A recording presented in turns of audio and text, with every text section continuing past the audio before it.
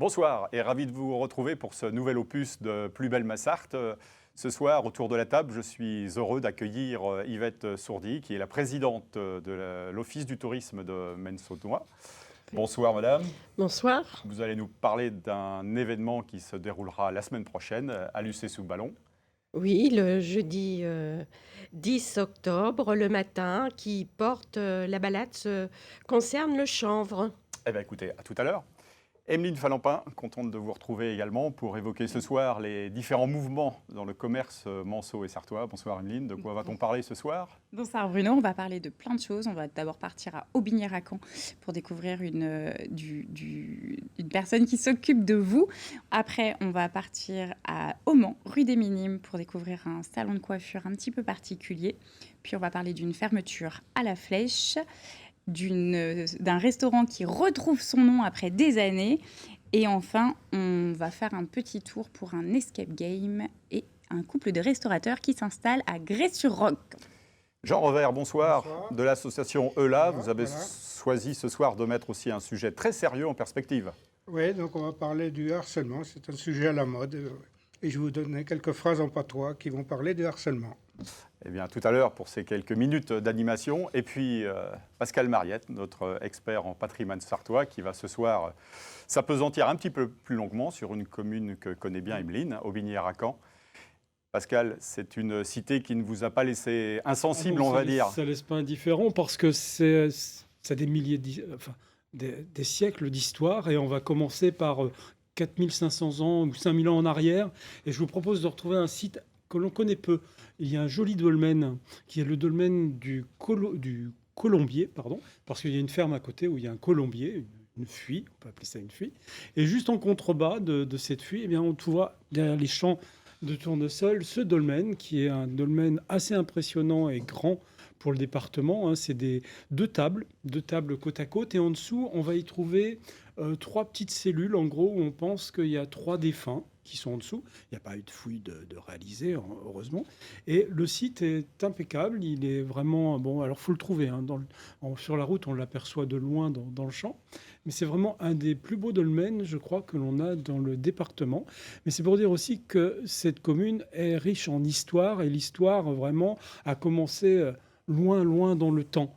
Et à côté, pas très loin, il y a un autre dolmen qui s'appelle le dolmen. Alors, il y a un original, c'est de la pierre. Évidemment, c'est une grosse pierre, mais un petit peu plus loin.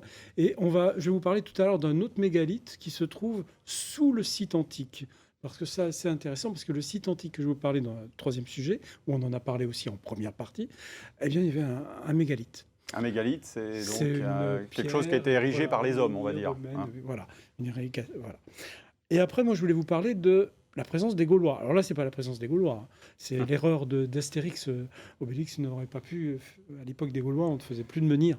Et donc, là, on va se situer à l'époque gauloise, un siècle avant Jésus-Christ, sur un promontoire qui s'appelle Vaux, le site de Vaux. Je ne sais pas si tu connais. Vous connaissez? Non? Pas du tout. Pas du tout. Et donc, on le voit sur la carte. Il y a le camp de Vaux, qu'on appelle aussi éperon de Vaux, ou on appelle aussi oppidum, puisque c'était une place fortifiée. Il y a eu quelques fouilles. On a retrouvé des murs d'enceinte où on sait qu'il y avait des poteaux, et on savait aussi qu'il y avait des maisons, enfin des constructions sur pieux, poteaux bois. Donc il y a eu quelques fouilles de réalisées dans les années 80, mais regardez ce site, c'est vraiment un promontoire, un endroit où on pouvait se protéger. Vers Saint-Gétorix, ça aurait pu trouver sa place. Et puis en contrebas de ce site, eh bien, au début de notre ère, enfin au début on va dire, du 1er siècle, s'est installée une grosse villa. Et cette villa s'appelle la villa de la Baudinière. C'est pas la ferme des Baudins, c'est la Baudinière. Et cette villa, en fin de compte, c'est une immense villa qui a embauché énormément à l'époque romaine, enfin à l'époque gallo-romaine, à l'époque où les Romains envahissent la Gaule. Eh bien, ils vont embaucher énormément de gens, peut-être plus d'une centaine de personnes, qui vont vivre là à année entière. Mais à côté de ces grandes villas, un peu dans le même esprit qu'à Ouessol-Petit, au nord du Mans, on va y installer avec les années un théâtre, où vous y étiez tout à l'heure, Et ce théâtre a une particularité assez intéressante, c'est qu'il est posé sur ce fameux mégalithe. Alors, on sait pertinemment, on va voir quelques photos plus loin, il y a des grosses pierres qu'on a trouvées. Et là, on est sur de ce qu'on appelle une nécropole proto-historique, et elle serait datée de 5 à 4 siècles avant Jésus-Christ. Et donc, cette nécropole, en fin de compte, a servi de base pour la construction de cette cité. Alors, cité, c'était pas une ville, c'était un lieu de regroupement. 3 ou 4 fois à l'année, les grands agriculteurs, les riches propriétaires de villas, venaient sur ce site, comme des grands pèlerinages. On venait faire de la politique dans le théâtre, voir du spectacle. On venait aux thermes, il y a des thermes un petit peu plus loin pour tout ce qui est hygiène, et puis on venait prier. Alors des temples, il y en avait. Il y avait des temples, comme le disait le monsieur en première partie.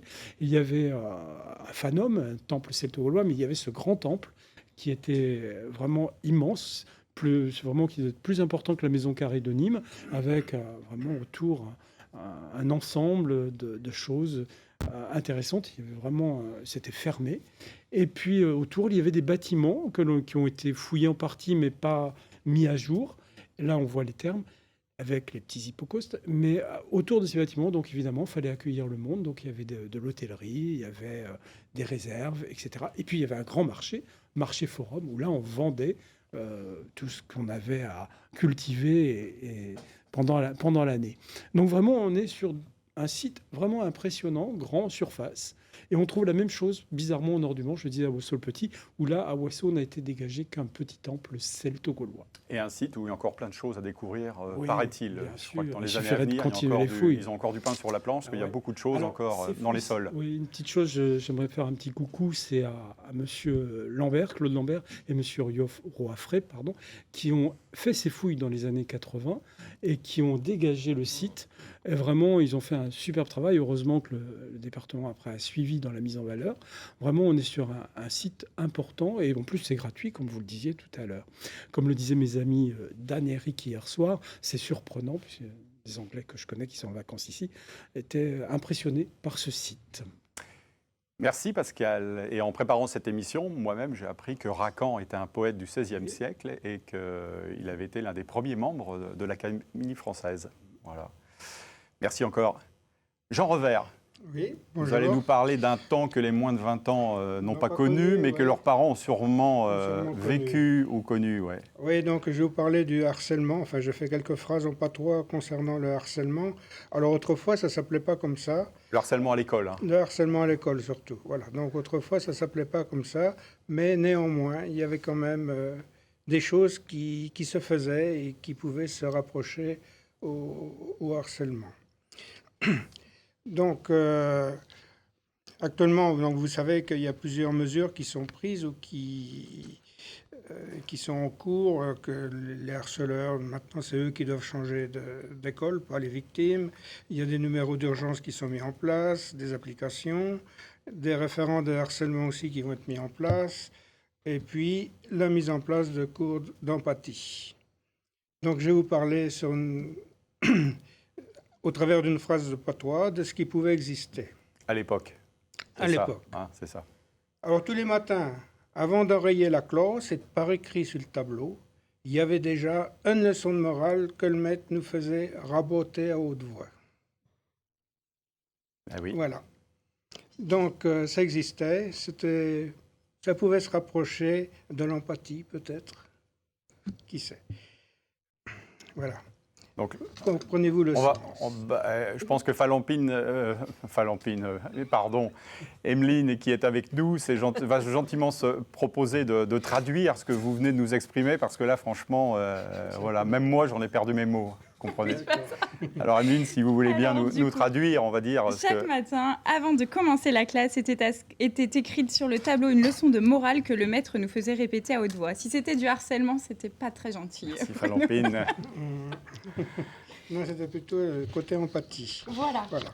Donc, dedans, j'avais utilisé le mot enrayer, qui n'a pas le même sens qu'en français. Enrayer, ça voulait dire commencer, démarrer quelque chose. Voilà. Je peux vous lire allez-y, Jean. Une seconde phrase, voilà. Tertou, on l'était en poney de biode grise, il mettait tout. Si bien qu'on avait tous la même apparaissance, qu'on soit argenté ou pas. on avait tous la même blouse grise et Voilà. qui- La Tout- même blouse grise, Tous on était égaux, habillés, tous sur le même pied voilà, d'égalité tous- ou à peu près. On était tous sur le même pied d'égalité, donc Emeline va peut-être traduire. Donc on était tous vêtus de blouses grises, effectivement, et le maître d'école aussi, de telle sorte qu'on avait tous la même apparence, qu'on soit riche ou pas. voilà. Voilà qui est dit. Mais les motifs de souffrance, ils ne venaient pas toujours des enfants eux-mêmes. Ils pouvaient venir aussi de l'extérieur et même de ce qu'on pourrait appeler l'autorité. Je vais vous lire une phrase, enfin c'est plus un dialogue, une série de petites phrases. En patois aussi. En patois. D'accord. Allez-y, Jean. Là, qui dit le gros père Poix. Mon porte-plume, il est tout berzillé. Elle met. Il dit de causer en français, bien sûr. Il y répond. Le père et la mère, ils causent en bas comme ça. Et puis leur père et mère, ils tout. Pour que changer. Ah ben, le pauvre Kenyo, il s'est retrouvé au coin derrière le tableau et il était bain d'herbe. Bon, là, on a compris certains passages. Emeline, je pense que vous avez tout compris. Bien Non, sûr, ouais. bien sûr. Non, globalement, ça va. À part le derba. Mais Le derba. c'est ça. Le derba. Et Donc, bon être De qu'est-ce que ça derba, veut dire de qu'est-ce que ça veut dire? Ben, ça veut dire être humilié, être abaissé. Ah, Être bain d'herba, quelqu'un qui est bien d'herba, qui a été humilié, voilà. C'est ça. C'était le sentiment que pouvait éprouver ce brave garçon qui s'est retrouvé tout seul derrière le tableau au coin. bon. Comme ça nous est tous arrivé, au moins une fois à l'époque. Ouais, bah oui. Une phrase suivante, peut-être. Autrefois, Jean. oui. Et dans la vie de tous les jours. Alors, il y avait aussi, surtout dans les communes rurales, des sobriquets qui étaient souvent cruels et qui étaient donnés aux gens. Des surnoms. C'est vrai que les gens avaient la dent dure aussi. Ils Ouais. avaient la dent dure, voilà. Alors, c'est pareil, je vais vous lire une phrase qui peut montrer ça à travers de cet exemple. La pauvre Louise, qui avait grandi avec des dents longues d'excès, les gens avaient fini par l'appeler Griche-dent. Mais quand elle avait su que c'était ce nom-là qui était donné à une citrouille dépecée avec une bougie dedans pour faire créer à une tête de houbille et faire poux aux braves gens la nuit, eh ben, elle nous est plus du tout rigolé rapport à ses dents. Alors, Allez-y, complétez votre propos. Et puis, oui, mon propos. Donc, voilà. Donc, elle avait pris un nom qui s'appelait le griche-dent. Le griche-dent, c'était donc une citrouille. On s'amusait à on l'évidait et donc on s'amusait à découper des dents. On mettait une bougie dedans et la nuit, ça faisait une tête de fantôme, la houbille. C'était le fantôme. Hein. Et donc, c'était censé faire peur aux enfants et c'était censé faire peur aux gens. Voilà. Et donc, voilà. Et donc, quand elle a su que c'était ça, ben, du coup, elle cachait ses dents, la pauvre. Emeline, parmi les mots difficiles, vous avez relevé quoi, vous, de votre côté? nous est plus. Et nous est plus. Elle nous est plus, oui. Ben, nous est, c'est une déformation de nausée, en fait. Oui. Ah, elle n'osait plus. Osait. Elle D'accord. n'osait La plus. négation. Elle ok. n'osait plus, voilà. Et puis, il n'y avait pas un houdbin ou quelque chose comme ça? Houbille. Houbille, c'est quoi alors? Houbille, c'était Le fantôme. voilà, une tête de houbille, c'était un fantôme, un Ah, revenant. Voilà. Alors, selon les régions, on l'appelait aussi birouille aussi. Il y avait Ok. un autre mot qui Et ça courait dans faisait la poux. nature. Et ça faisait poux. ça faisait Ah, grand coup ouais. à tout le monde. Ouais, ouais. Voilà. Bon, bah Jean, un petit mot pour la fin, quoi, Pour en guise dire, de... voilà, les souffrances, bon, il y avait aussi d'autres expressions, là, je suis tout berzelé, pour dire... Je suis tout renversé, non? Voilà. Tu m'achales, donc c'est un mot qui Tu est me fatigues.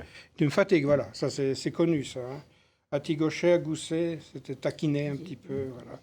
Bistrouiller, troubler, ou faire des bzanes, donc créer des ennuis à quelqu'un, voilà.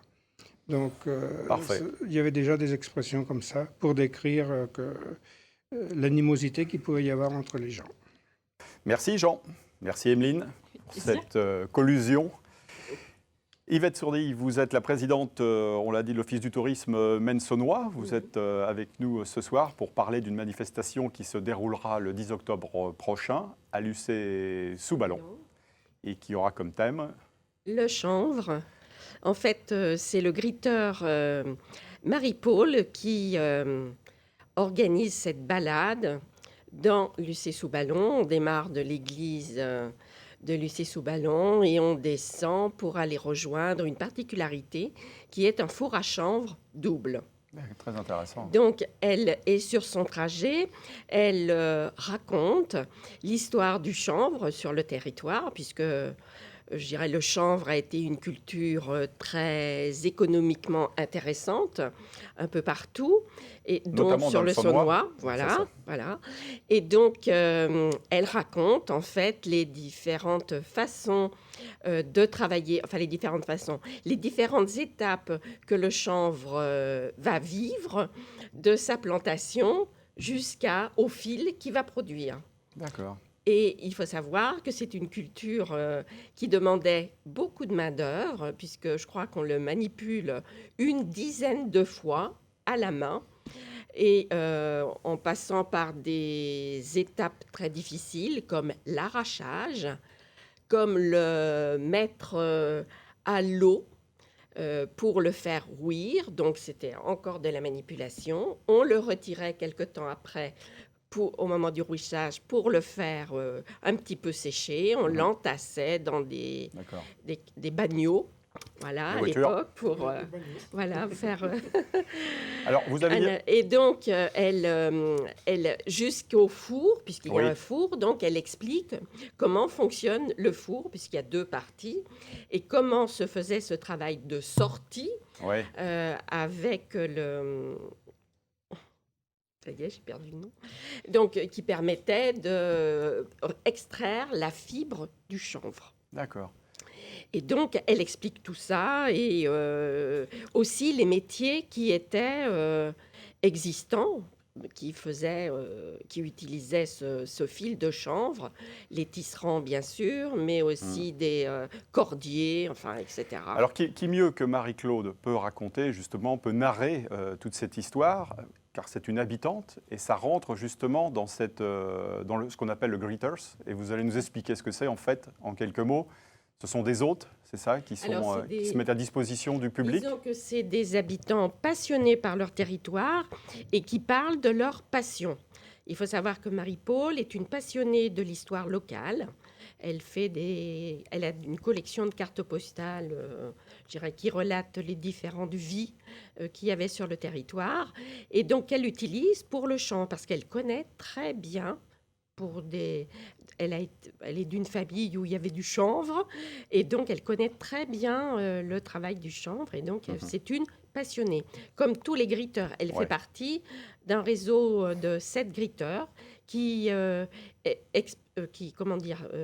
partagent leur passion, selon le goût qu'ils ont, des passions, et cette démarche greeter vise à partager cette connaissance avec un petit groupe de personnes, 6 personnes maximum, ça peut aller de 1 à 6, et donc ça fait partie d'une marque internationale, donc on est obligé de respecter les préconisations à travers une charte que nous impose Greeter. En patois, on dit que c'est amioleur. Nous a dit Fernand, votre collègue. Un dernier mot, Yvette. Il faut prendre rendez-vous, je suppose, parce Il faut s'inscrire auprès de l'Office du tourisme en téléphonant au 02 43 97 60 63 dès maintenant, parce que le 10, c'est vite arrivé, et 6 personnes, ça peut être vite arrivé, et c'est la dernière balade de l'année. Parfait. Pour elle. Voilà. Merci Yvette, merci beaucoup pour ce voyage du côté de Lucé-sous-Ballon. Je vous passe le témoin. Emeline, on va parler d'autres villages, d'autres cités sartoises pour évoquer justement les mouvements dans les commerces. On a fait un peu de teasing tout à l'heure. On a fait un peu de teasing et pour coller à l'actualité de l'émission, on va partir pour commencer à Aubigné-Racan pour découvrir le salon de Nadège, dit Nana pour les intimes. Donc Nana Nails, en fait, c'est un salon qui va proposer en priorité du soin pour les mains, donc des ongles, de l'onglerie. Alors, je vous vois venir, c'est pour les hommes et pour les femmes. Tiens donc. Voilà. Nadège a aussi un client qui a presque 80 ans et qui est un homme. Mais pour des raisons médicales ou autres, il a besoin de prendre soin de ses ongles. Donc Nadège est là pour ça. Vous pouvez également, si vous avez un cadeau à faire, Bruno, ou en tout cas si les téléspectateurs ont besoin, ils peuvent aller chercher des bons cadeaux à offrir d'une valeur de 20 à 40 €. Et ce qui est important de préciser, c'est que prochainement, Nadège, donc la personne qui gère ce salon, va être formée pour un projet pour faire du fish spa. Donc, Des petits poissons. Exactement, Donc, des petits poissons qui s'appellent des garasuras. Qui vous chatouillent les pieds. Rufas, pardon. Ah, voilà, on voit les images. Voilà, qui sont des exfoliants naturels. Donc ça, c'est le souhait de Nadège, donc affaire à suivre. Ensuite, on reste dans le bien-être, mais cette fois-ci, on se rapproche du Mans pour se rapprocher du Salon des Minimes, qui a ouvert très récemment et qui est dirigé par Raphaël. Et pourquoi on en parle des salons de coiffure, c'est qu'il y en a beaucoup, pour être honnête, mais la spécificité de ce salon, c'est que c'est intimiste. Donc c'est réservé aux hommes cette fois-ci. Et c'est un salon sans vitrine, c'est-à-dire que Raphaël, qui est donc coiffeur et sur lequel aussi vous pouvez aller vous occuper de la barbe, fait vraiment ça dans toute intimité. Voilà, vous pouvez être confié à lui. Donc c'est 100% masculin, c'est aux 4 rue des Minimes. C'est un lieu qui est très intimiste, qui est sous un porche, on ne devine pas. On est à l'abri du tumulte de cette rue des Minimes qui peut être très passagère à toutes les périodes d'ailleurs. Et il faut compter entre 24,50 € pour une coupe et 39,50 € pour une coupe et barbe. Et c'est ouvert du mardi au samedi, 9h à 19h en semaine et 9h à 18h le samedi. Je connais, c'était mon coiffeur à Fresnes. Voilà. À freiner, comme dirait Jean. Tout se sait. On enchaîne rapidement avec le restaurant Fleur de Sel à La Flèche, pardon, on a parlé de Fresnes dans La Flèche, qui était ouvert depuis 7 ans. Et donc Marion et Aurélien, qui étaient les dirigeants, ont décidé de vendre l'affaire. Donc affaire à suivre pour attendre la réouverture. Donc c'était la Fleur de Sel. C'était au 44 rue Carnot. Il a fermé ses portes il y a quelques jours. Donc affaire à suivre pour la réouverture. Ouais. Je vous parlais donc de Marion et Aurélien à La Flèche. Maintenant, je vais vous parler d'un autre Aurélien, restaurateur lui aussi, mais cette fois-ci qui est marié à Sophie et qui est place du Paty au Mans. Donc, ils dirigent ensemble le Saint-Lazare. Le Saint-Lazare qui est un restaurant emblématique. Vous pouvez aller faire des petites recherches sur Internet. Il existe depuis très longtemps. Il est place Avenue de la Libération et donc place du Paty. Il a été construit en 1947. Il s'est appelé le Saint-Lazare pendant de nombreuses années. Là, il y a peu de temps, il était passé sous l'enseigne chez Manou. Et donc là, Sophie et Aurélien ont repris le nom d'origine, le Saint-Lazare.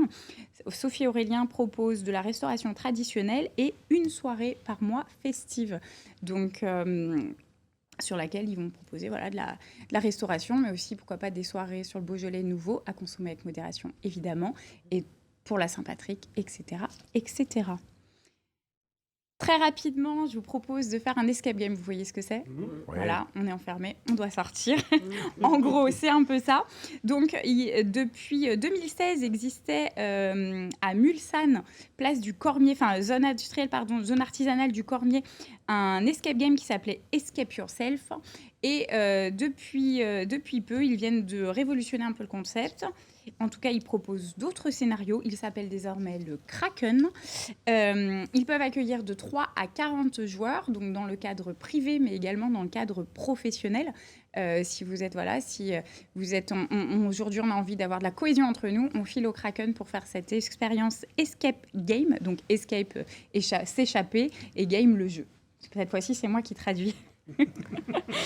Donc, il existe 6 scénarios. Vous pouvez réserver en ligne et il faut compter à peu près 2 heures pour espérer pouvoir sortir de cette zone. Et enfin, pour terminer, aujourd'hui c'était septembre et riche en ouverture de restauration en Sarthe.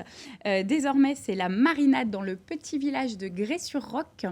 Donc voilà, à l'est de la Sarthe plutôt, qui ouvre ses portes le 10 octobre. Donc 25 grandes rues. Ce sont cette fois-ci Marine et David qui ont refait les lieux complètement, qui sont ouverts du mardi au samedi et qui peuvent accueillir 35 couverts à peu près. Donc allez découvrir ce restaurant, La Marinade à Grès-sur-Roc. Voilà pour les nombreux mouvements de cette semaine. Eh bien, merci Emeline. Avec plaisir. Merci pour tous ces rendez-vous. Merci chers amis chroniqueurs d'être venue assister à cette nouvelle émission. Merci Yvette Sourdille et rendez-vous à l'UC sous ballon. On se retrouve dans quelques instants après la pause pour la troisième partie de Plus belle Massart avec Leila Orto, une championne de karaté.